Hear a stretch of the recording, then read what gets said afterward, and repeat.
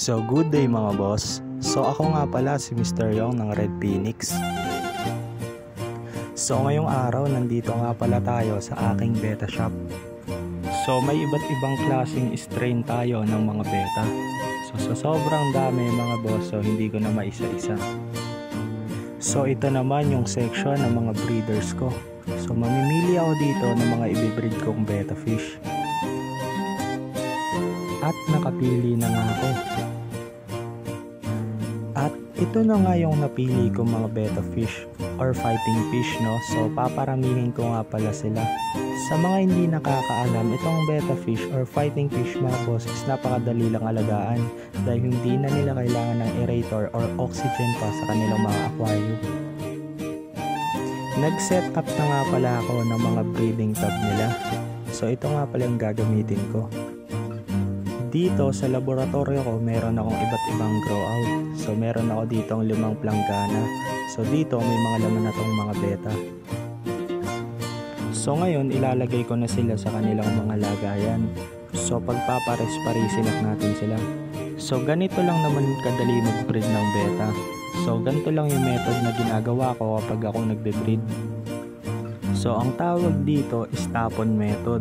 So pagsasamahin ko na yung male and female agad-agad sa kanilang breeding tub.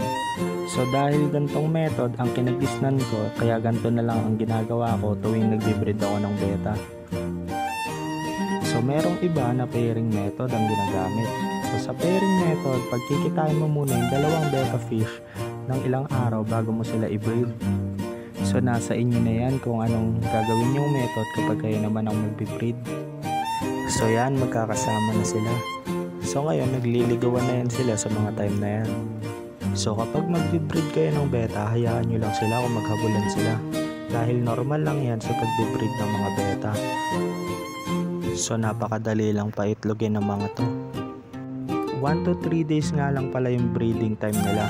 So after 3 days, kapag wala pa rin silang egg, ay ipaghiwalayin nyo na sila. Dahil possible na magpatayan na sila. Dahil ang ugali ng mga beta fish or fighting fish is nagpapatayan talaga sila dahil mga territorial sila. Kaya mas mainam gawin nyo yun. So syempre kapag magbe-breed tayo ng beta o kahit hindi tayo magbe-breed ng beta ay meron tayong kalisay lips. Malaki kasi ang tulong nito sa mga beta fish natin. Lalo silang nakukondisyon kapag merong talisay lips. Kaya nilagyan ko na sila ng mga dahon sa kanilang mga breeding tub. Malaki kasi talaga ang tulong nito sa kanila, lalo kapag magbe-breed na kayo. Kapag kondisyon ng male and female, mas kondisyon ng mga fry na ilalabas nila.